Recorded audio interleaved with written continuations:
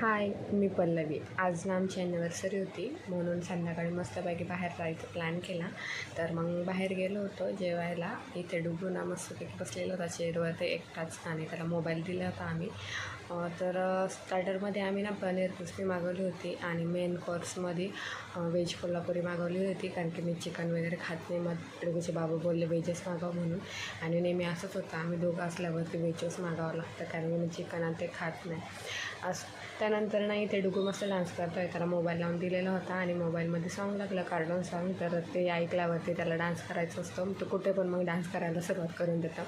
तर तो स्वतः नाही नाचत, स्वतः पण नाचतो आणि दुसऱ्यांना पण नाचवतो. जसं की आम्ही आम्हा दोघांना पण तो तिथं नाचत होता.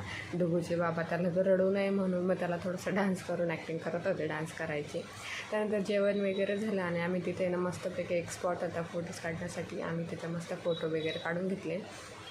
आणि हा केक डुगूच्या बाबांनी सकाळीच आणून ठेवला होता, का माहिती का. आणि ही कॅडबरी आणली होती. याच्या व्यतिरिक्त एकही गिफ्ट त्यांनी मला ॲनिव्हर्सरीचं दिलेलं नाही, ही कॅडबरी सोडून. त्यानंतर ना आम्ही मस्तपैकी केकसोबत फोटोज वगैरे काढून घेतले आणि केकवरती मस्तपैकी मॉम डॅड असं नाव टाकलेलं होतं.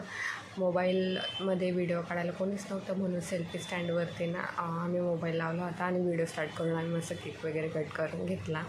त्यानंतर ना डुगूच्या बाबांनी डुगूला चारला, मला चारला. त्यानंतर मी त्यांना चारून घेतला दोघांना.